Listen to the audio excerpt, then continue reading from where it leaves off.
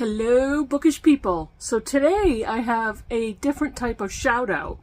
This is not a shout out for another booktuber or a creator. This is a shout out for a subscriber.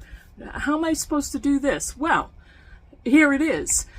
My friend and subscriber and commenter and many of our booktube friends is Amelia Reads. And Amelia Reads created a Storygraph challenge, reading list for Mental Health May.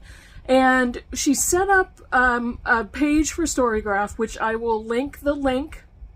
Will I link the link or will I add the link? I'll just link the link in the description box down below so you can go and take a look at what she's done. And she separated out the books into the 4 different prompts that Marilyn and I came up with for Mental Health May.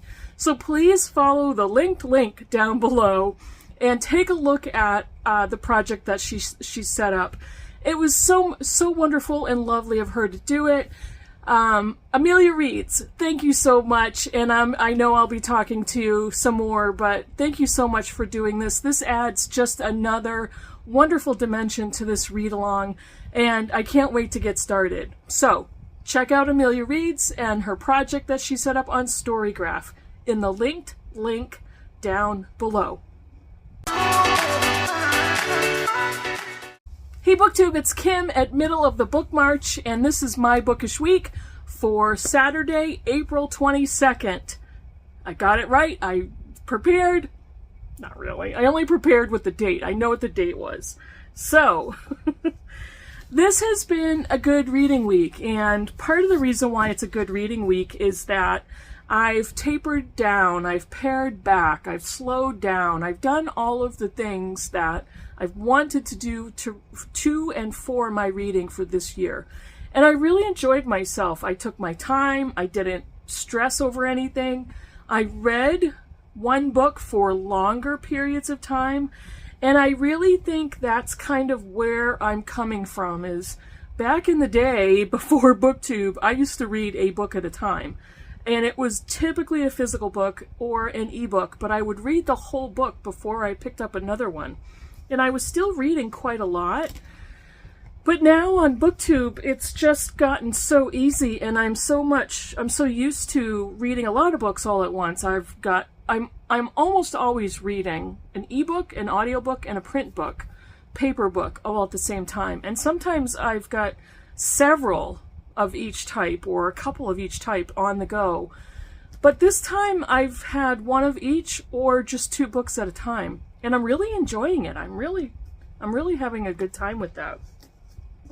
It's somehow easier for my brain when each book is designated as a specific type, and I think my brain processes that differently.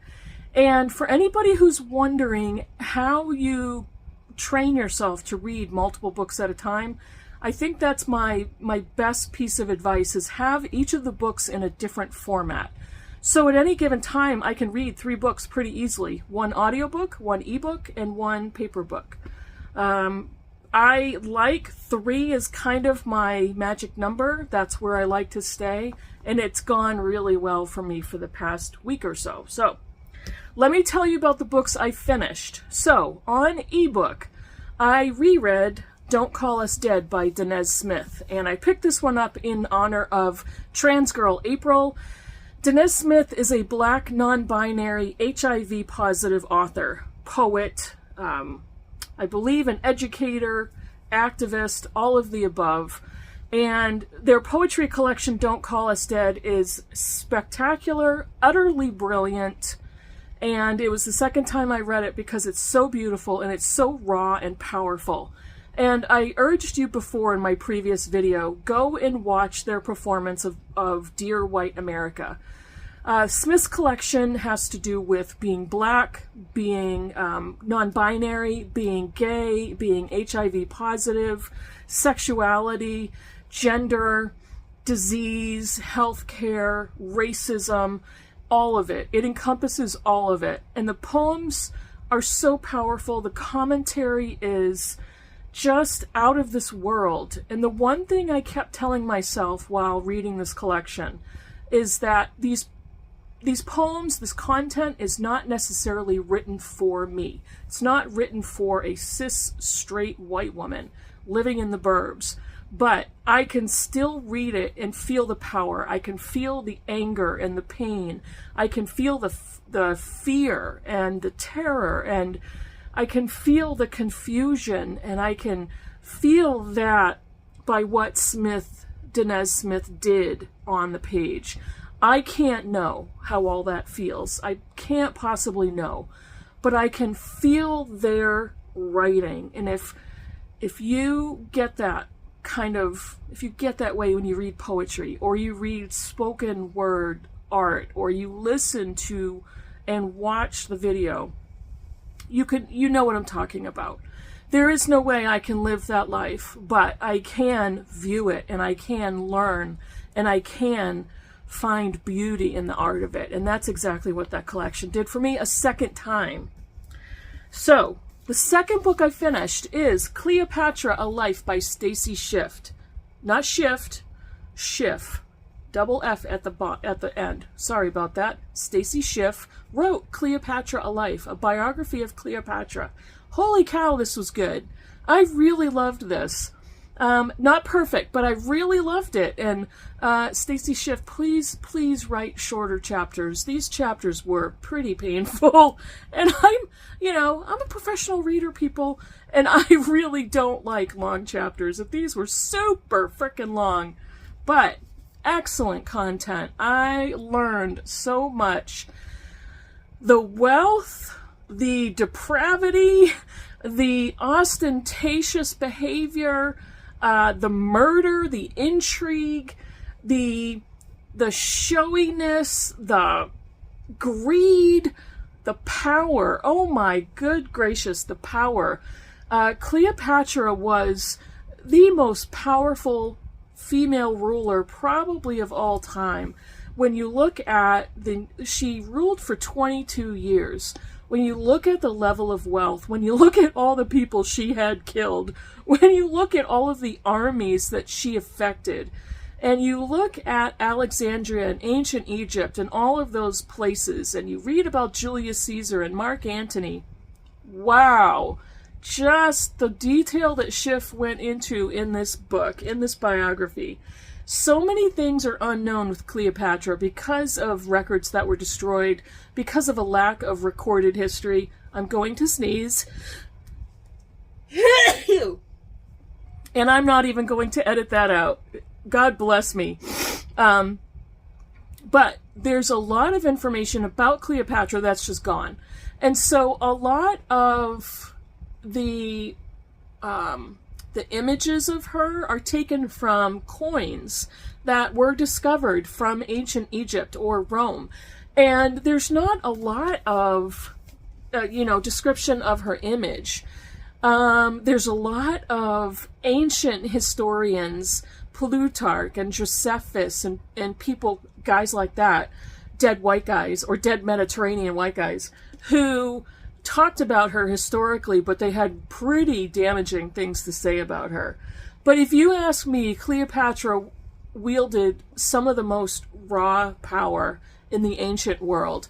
And she took Julius Caesar as a lover and Mark Antony as a lover right after Caesar was killed, and many, many more men in ancient military and government history. It was pretty astounding. And also, slut-shaming is not just for contemporary women, everybody. This happened in ancient Egypt as well, because she went down in history as a temptress, as a kind of the evil, scheming, even the serpent type of woman, when she was basically just a woman who knew what she wanted, knew her mind, incredibly intelligent, incredibly resourceful, and just plain stinking powerful. I really enjoyed reading this, and I so love the way Schiff describes Cleopatra's life, her home, her family, the thought process that could possibly have gone into all of the things that she orchestrated, how she built up Alexandria, how she built up Egypt. It was fascinating, and I really, really, really enjoyed that book. So, what else did I finish? Well, if you've been following me at all, I reread Middlemarch. Now, Middlemarch, I did a combination of print and audio. And I have to be brutally honest here. I think I have a major lady crush on Juliet Stevenson, who is the narrator for Middlemarch, who is the narrator for Daniel Deronda, many other Eliot novels, many Austen novels. She narrates so many classic novels, some of Gaskell's novels. She narrated The Mermaid and Mrs. Hancock by Imogen Hermes Gower, which I loved on audio. But I consumed Middlemarch mostly through audio, and it was still glorious. Nothing has changed. I am still happy I changed my channel name. I love this book. And I read this with the Critical Chicks, and I have to say, we didn't always agree with the joyfulness and the beauty and my deep ardor for this book. There was not a unanimous agreement on that point. Because Middlemarch is a complicated novel. It's complex to read. The language, the way Eliot writes, Eliot can be lofty and descriptive. That's one of the reasons I love it so much, because I love her language. I love how she turns a phrase. I love the word choices. I love the realism, and I love the drama that she pours into her text. This is, Dorothea Brooke, Tertius Lydgate, Rosamund Vincy, Will Ladislaw, all of it. The drama of real life. It is the drama of real people. She writes about the poor and the wealthy, the farmers and the aristocracy. She writes about doctors and bankers and everybody in this little town of Middlemarch out in the English countryside. She writes about the drama of Dorothea Brooke marrying Edward Casaubon, who is 30 years her senior, but is basically in love with a younger man who is also basically in love with her. There's not any intrigue, but there's so much background drama that has to come to some kind of conclusion by the end of this book, and you are not disappointed. This is just an amazing novel, and I get the feeling I may reread this every year. I don't know. I am going to reread all of Eliot's novels, probably over and over and over again. But I am so happy I reread this one. I think I might listen to Daniel Deronda next.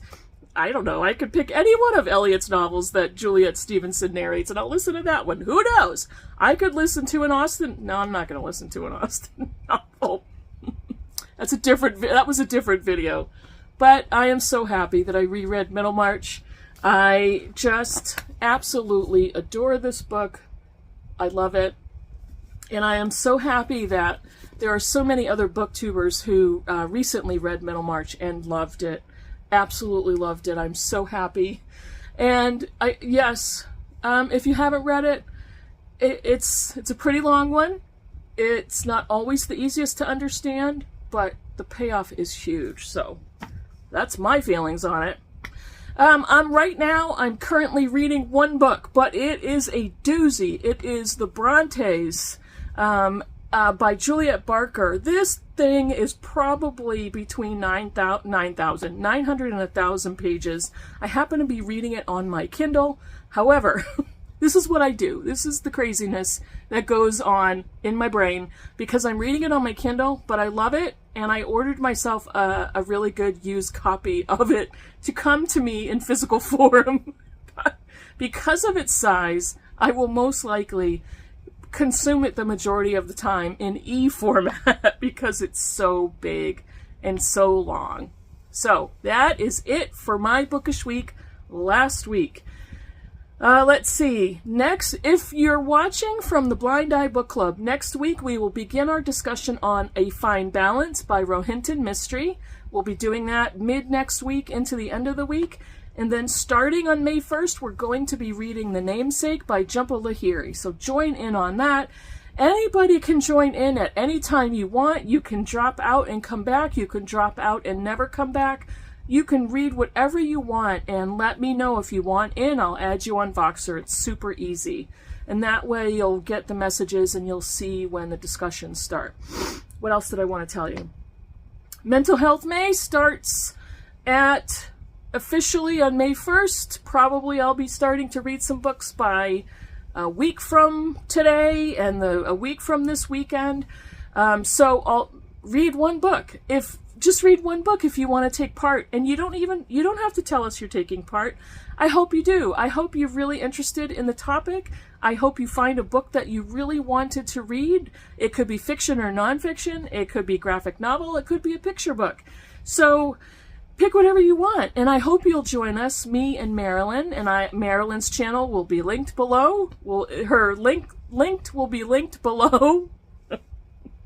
See, I'm cracking myself up again. I do that.